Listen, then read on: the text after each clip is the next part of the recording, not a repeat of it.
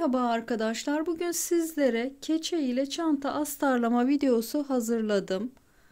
Keçe ile çantamızı astarlayınca bu şekilde kalıp gibi çantalar elde edebiliyoruz. İstediğiniz çantaya uygulayabilirsiniz. Tüm detayları size aktaracağım. Çantamın içi boş halde bile bu şekilde duruş elde edebiliyoruz. Takıldığınız yer olursa tabii ki yorumlarda belirtin. Sorularınız varsa yine yorumlarda yazın. Hadi başlayalım. Keçe ile astarlama kısmına geçmeden önce çantamızın astar dikimine hazır olması gerekiyor.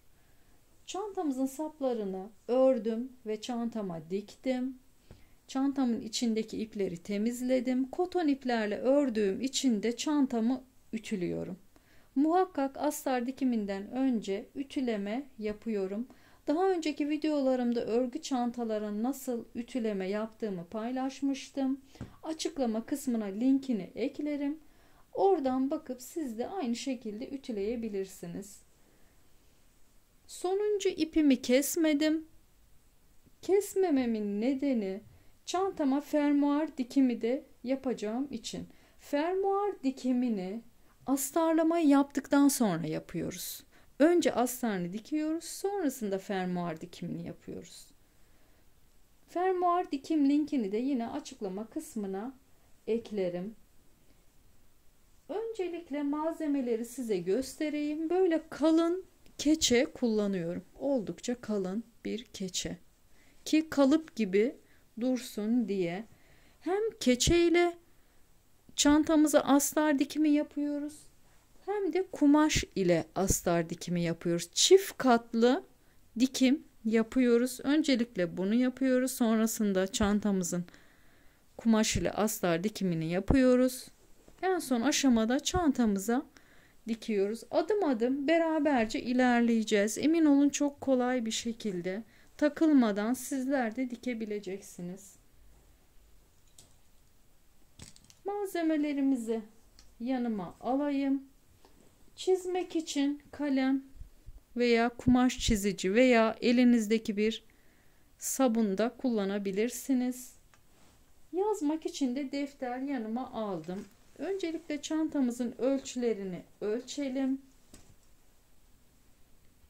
Ölçü almaya başlayalım. Ölçülerimizi muhakkak deftere yazalım ki keserken yanlışlık yapmayalım. Önce çantamızı böyle elimizle düzeltelim. Ölçümüzü alalım. Kenar derinliklerini hesaba katmıyoruz. Şöyle koydum. 33 santim çantamın eni. 1,5 santim de dikiş ve esneme payı veriyorum. 34,5 santim. Bakın çantamın eni 33 santim. 1,5 santim dikiş payı. 34,5 santimde keçemin enini keseceğim.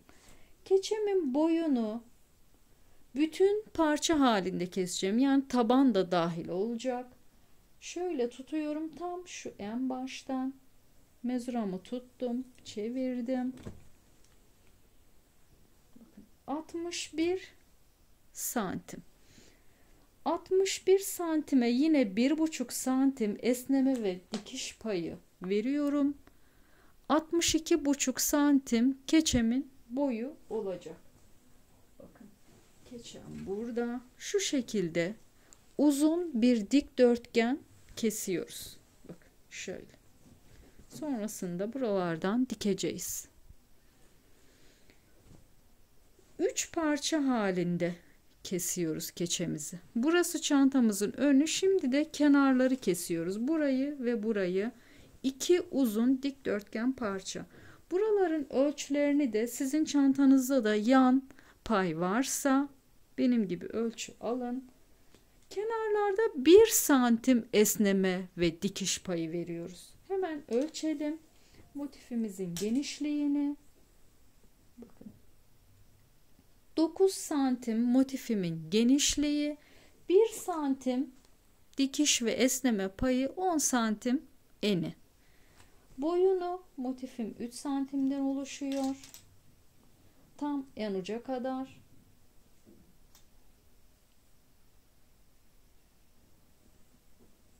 ...28 santim uzunluğu, yine 1 santim dikiş payı veriyorum. 29 santim boyunu kesiyoruz. 2 uzun dikdörtgen parça. Şu şekilde kesiyoruz. Keserken mezura ve şu şekilde cetvel kullanıyorum. Böyle ölçüyorum. Bakın genişliği, yan genişliğim benim 10 santimdi. Kalemle veya böyle kumaş çizici veya elinizdeki sabunla rahatlıkla çizebilirsiniz. 10 santim böyle kalemle işaret koyuyorum. Böyle işaretliyorum. Sonrasında cetvelle düz çizgi halinde çiziyorum. Hem enini hem boyunu düzgün almamız gerekiyor. Sonrasında makasla kesiyoruz. 2 parçayı da keselim. Keçe kesimini bitirdim. 3 parçadan oluşuyor. Bakın şu şekilde dikeceğiz. Bunlar da kenarlara gelecek. Öncelikle kesimleri bitirelim. Keçe kesimini bitirdik. Şimdi sıra geldi kumaş kesimine. Kumaşı daha farklı kesiyorum. Bütün şekilde bakın şöyle uzun dikdörtgen bir parça kesiyorum. Sonrasında kenarlarını dikiyoruz. Tabii ki kumaş kesim ve dikimi daha kolay olacaktır bizim için. Hemen başlayalım. Yine çantamızın ölçülerini alalım. Sıra geldi kumaş kesimine.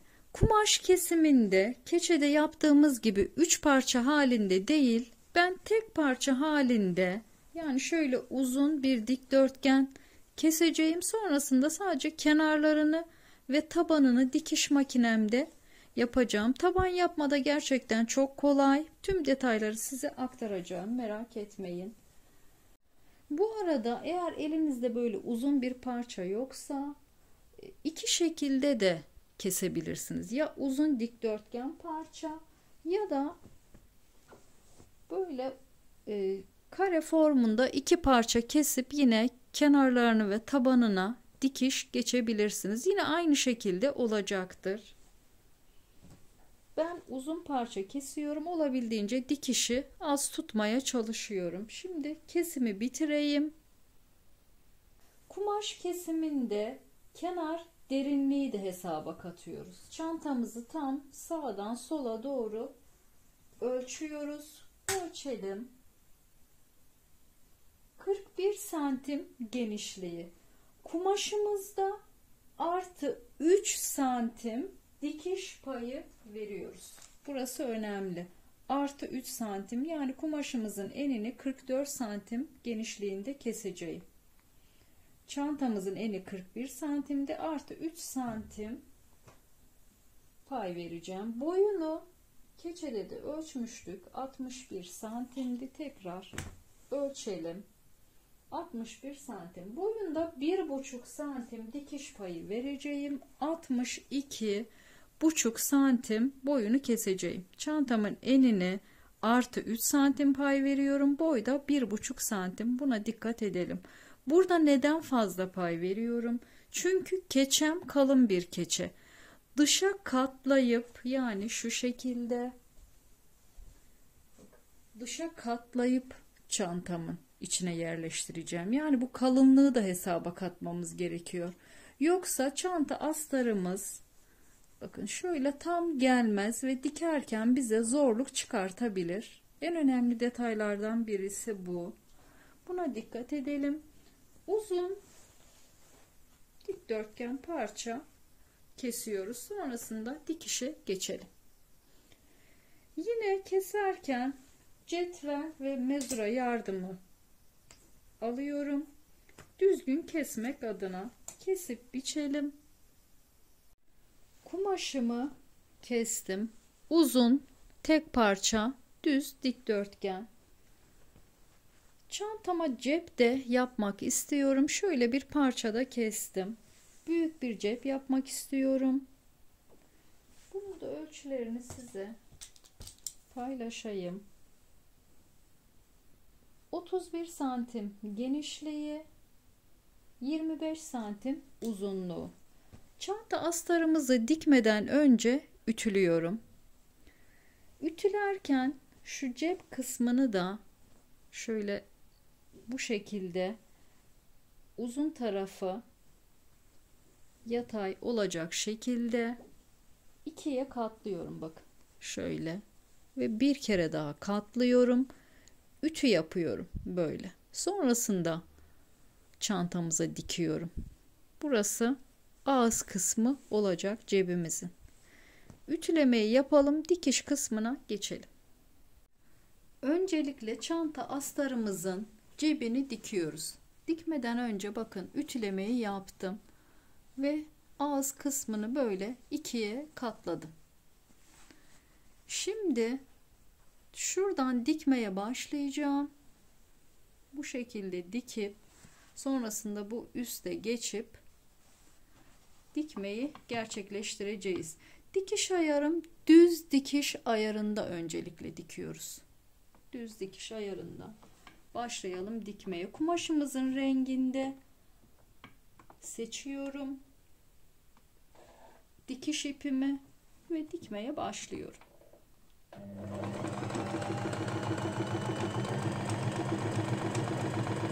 Böyle düzgünce dikelim. Sonuna kadar geliyorum.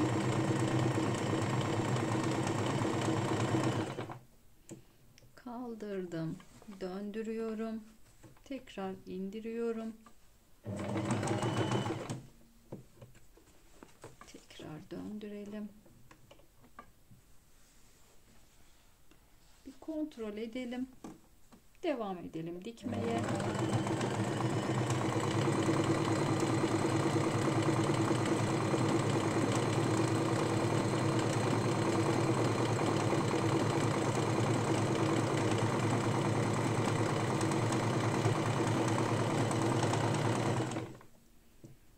Kaldırıyorum kenarını, ipimizi keselim.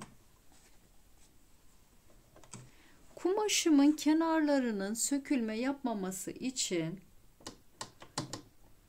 zikzak ayarına getiriyorum. Yani overlock çekiyorum kenarlarına. Benim dikiş makinemde bu ayar olduğu için çok işime yarıyor. Yakından da çekeyim size. Bakın şu ayarda dikiyorum. Overlock. Kumaşımın kenarının sökülme yapmaması için.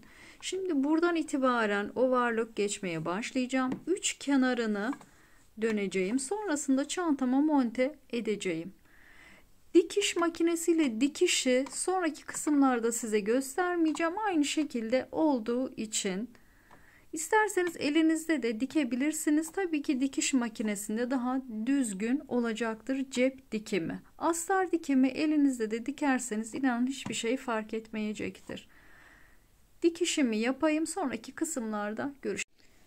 Evet, dikişimi yaptım. Şu fazlalık iplerimi şimdi makasla kesiyorum. Temiz çalışmak önemli arkadaşlar. Titiz çalışalım. Kenarlarda ipliklerini bırakmayalım. Zikzak geçtim.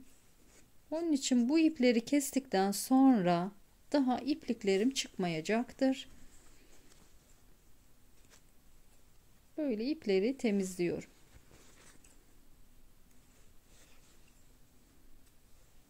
Evet. Şimdi cebimizi çantamızın kumaşına dikeceğiz. Bakın kumaşı uzun dikdörtgen parçaydı. İkiye katladım. Tam düzgün ikiye katladım. Cebimizi, burası ağız kısmı. Şu ipi de keseyim.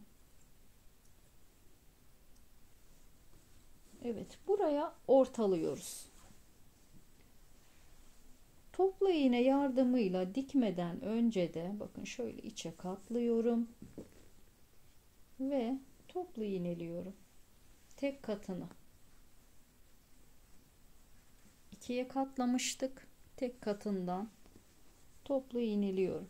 Diğer tarafı da aynı şekilde.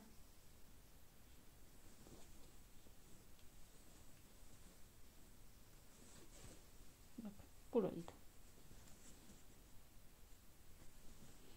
Teknik detaylar önemli. Dikiş makinesinde dikişimi size tekrar göstermeyeceğim. Zaman kaybı görüyorum ama bu teknik bilgiler çok önemli. Onun için bunlara dikkat edelim. Çantamın cebini ben büyük tuttum. O nedenle şu ortadan da dikiş atmak istiyorum. Düzgün şekilde bölmek için tam ortasını ya da bir kenarını daha geniş, bir kenarını daha küçük de tutabilirsiniz. Ölçüyoruz. Bakın 29 santim. Şöyle ortadan 14 santim olacak şekilde sabunumu buldum. Şuradan çiziyorum. Buradan da çizelim. Şöyle düzgünce çizelim ve buradan dikişimi geçeceğim. Şimdi dikiş makinemde şuradan itibaren başlayacağım. Düz dikiş dikmeye şöyle ve şöyle üç kenarını dikeceğim. Burada ipimi keseceğim. Sonrasında da bu ortaya düz dikiş geçeceğim.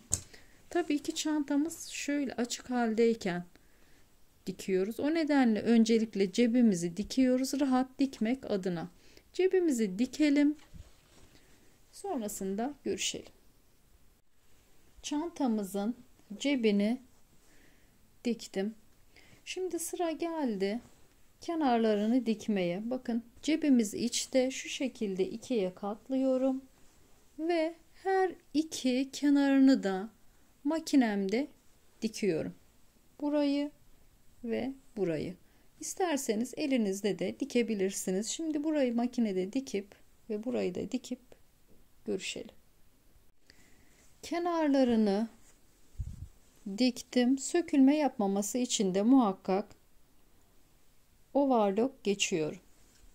Bakın burası çantamın ağız kısmı. Burayı da yine overlock geçtim tümden.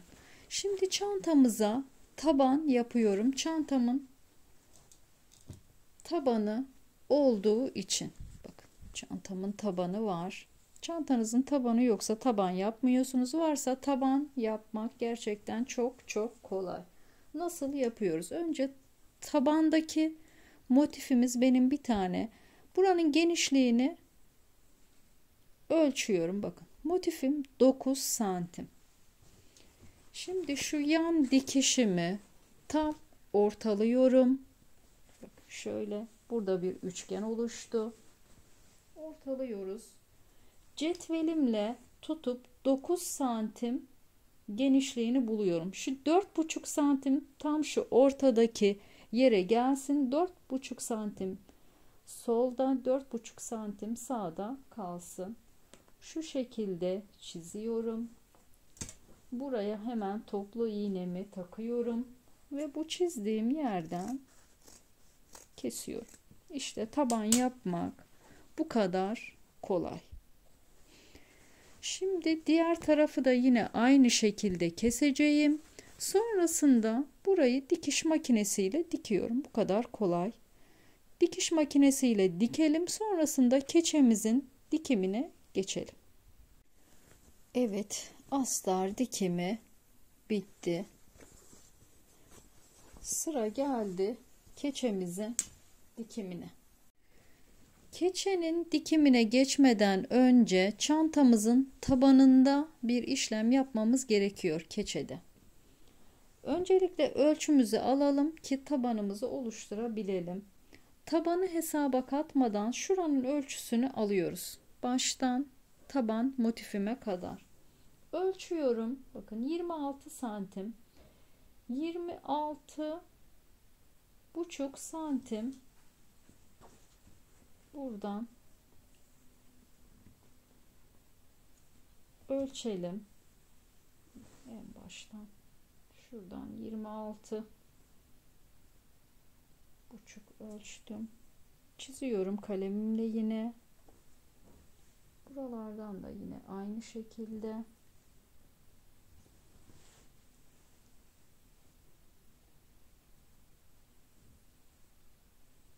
Sonrasında cetvelle düz şekilde çizelim ki düzgün işler yapalım. Evet. Arkayı da yine aynı şekilde ölçüp çizelim. Evet, her iki tarafı da çizdim. Bakın tabanında motifimiz 9 santimdi. 10 santim genişlik vermiş olduk. Şimdi burayı dikiş makinemizde dikeceğiz. Şöyle katlayıp. Böyle tam sıfırdan dikeceğiz. Amacımız taban oluşturmak. Dikmeden önce bende bu şekilde mandallar var. Bu mandalların kaymadan dikebilmem için şu şekilde tutturuyorum. Şuralardan katlayıp. Eğer böyle mandalınız yoksa tabii ki toplu iğnelerle de şöyle tutturabilirsiniz veya dikişle geçici olarak elinizde telleme yapabilirsiniz. Şimdi dikiş makinemde şurayı şöyle ince bir dikiş atacağım. Tabanımız oluştu. Bakın şuradan incecik bir dikiş geçtim. Şimdi kenar keçelerimizi elimize alıyoruz. Şöyle koyuyorum. Ve şu en baştan yine mandallarla tutturuyorum. Sizde mandal yoksa toplu iğneyle veya geçici elinizde de dikebilirsiniz. Bakın burada fazla bir pay geldi. Burası şu tabanımıza dikeceğiz. Fazla gelen yeri de keseceğiz. Fazlalığınız bu uca gelmesin, bu tabana gelsin. Burada kötü görünecektir. Burada tabanımıza yedirebiliriz. Şimdi buraları böyle mandallarla tutturuyorum. Bu diğer tarafı da yine aynı şekilde tam şuraya kadar dikiyorum. Bakın şuraya kadar tutturalım. Evet. Bu şekilde tutturduktan sonra dikmeye başlayabiliriz. Dikişimizi öncelikle şuradan başlıyorum. Şuraya kadar iniyorum. Sonrasında bu diğer tarafı dikiyorum. Tabana kadar iniyorum. En son tabanı buradan şöyle karşılıklı ekliyorum. Fazla gelen payı da beraberce keseriz. Şimdi buraları dikelim. Diğer tarafı da yine aynı şekilde yapacağız. Her iki kenarı da diktim. Bakın tabanını şimdi dikeceğim. Şöyle tutacağım. Yine mandalımızı buraya koyacağız. Şu şekilde şuradan itibaren dikeceğim karşıya kadar. Fazla gelen payı da makasla keselim. Evet, diktim. Bakın şöyle bir fazlalık pay ortaya çıktı. Bunu da makasımla kesiyorum. Şöyle kestik. Evet, diğer tarafı da aynı şekilde dikelim. Sonrasında keçemizi kumaş ile dikelim. Keçe dikimini bitirdim. Şimdi çantamıza diktiğimiz astarımızı elimize alıyoruz ve keçemizin içine koyuyoruz. İçine yerleştirelim. Şu astarımızdaki kenar dikişleri keçemizin tam şu ortasına yerleştirelim. Tam şöyle. Ve Yine mandal yardımıyla, dediğim gibi toplu iğneyle de aynı işlemi yapabilirsiniz. Şu kenarlardan öncelikle tutturalım.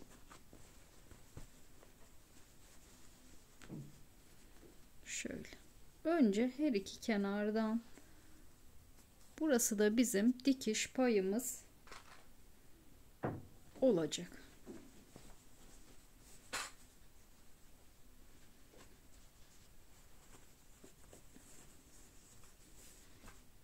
Evet. İçine tam oturtalım. Köşeleri tam böyle içine doğru oturtalım. Buradan şöyle ufak bir pay verelim. Dikiş payı.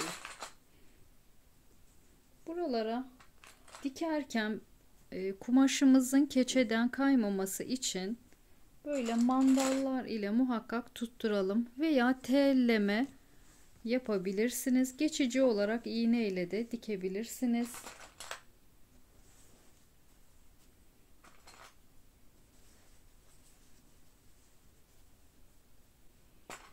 Dikerken kaymasın. Böyle. Evet.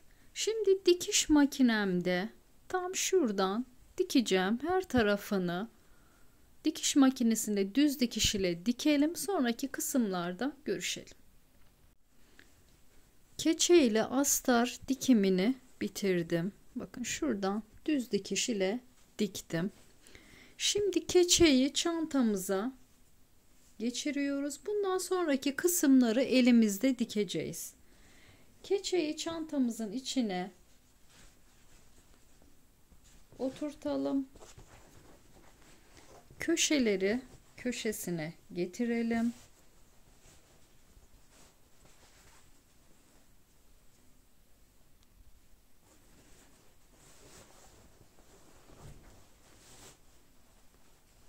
Tam köşeye getirelim. Diğer tarafı da yine aynı şekilde.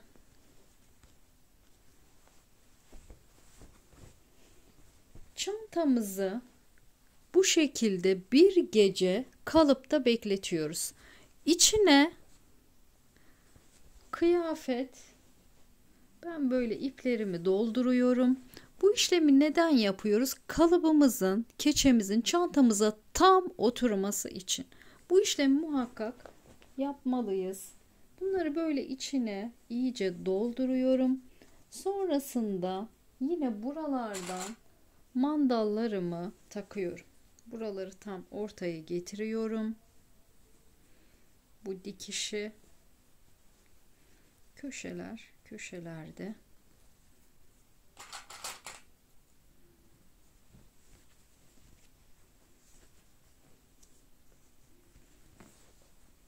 evet, tam bu şekilde oturtalım. Mandallarımızı takalım. İçini dolduralım. Evet, çantamın içini böyle iyice doldurdum. Mandallarımı taktım. Bir gece bu şekilde bekleyecek. Yarın beraber dikişini yapalım. Bir gece bu şekilde dursun. Çantamız formunu alsın. Keçe ile bütünleşsin. Sonrasında dikiş kısmına geçelim. Bir gece kalıpta beklettim. Çantam formunu aldı. İçindeki ipleri boşalttım. Şimdi dikiş kısmına sıra geldi. Bir gece kalıpta bekletiyorum ki daha rahat dikebileyim. Bakın tam içine göre oldu çantamın astarı. Dikiş ipi tercih ediyorum. Rengini de çantamızın zemin renginde tercih ediyoruz. Yani şu kısımda hangi rengi kullandıysak ona en yakın rengi tercih etmeliyiz. Kumaşımız değil, dıştan hangi renk gözükecekse o rengi tercih ediyoruz. Nedeni, iğnemizi dışa da geçirip dikmeyi yapacağız daha sağlam olması için. Şimdi başlayalım dikmeye. İpimi çift kat yapıyorum. Çift kat yaparak dikişimi yapıyorum. Öncelikle ipimi sağlamlaştırıyorum. Ucunu düğümlemiştim. Düğümüm buradan gözükmesin. Örgümde kalsın. Tekrar arkadan çıkartayım. Buradan dikerken bir çıkartayım. İkinci sık iğnemden itibaren dikmeye çalışıyorum. Aynı hizada düz bir çizgi halinde dikiyoruz ve dikişimizi de kumaş ile keçemizi diktiğimiz kısım vardı. Oradan itibaren hep dikiyoruz. Bakın şu dikişi takip ediyoruz. Dikiyoruz şimdi. Önemli olan çantaya tutturmak. Düz dikiş.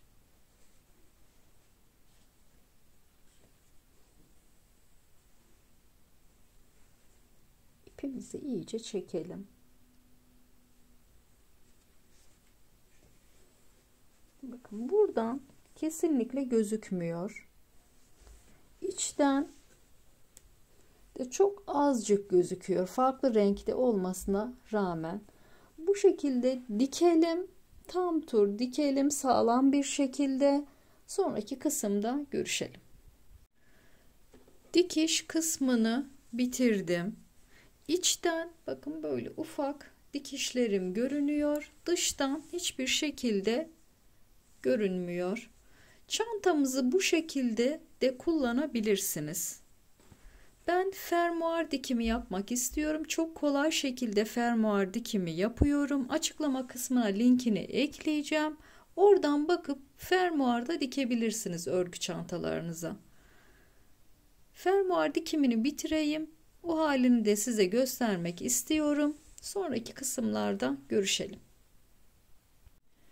Çantamda fermuar dikimini de bitirdim. Fermuar dikim videosunu da açıklama kısmına linkini eklerim. İsterseniz çantalarınıza da kolaylıkla fermuar dikimi yapabilirsiniz. Keçe astar dikimini de bitirdim. İçi ve dışı bu şekilde. Kalıp gibi bir çanta elde etmiş oluyoruz keçe astar kullanınca. Takıldığınız yer olursa muhakkak yorumlarda belirtin. Farklı bir videoda görüşmek üzere, sağlıcakla ve sevgiyle kalın. Hoşça kalın.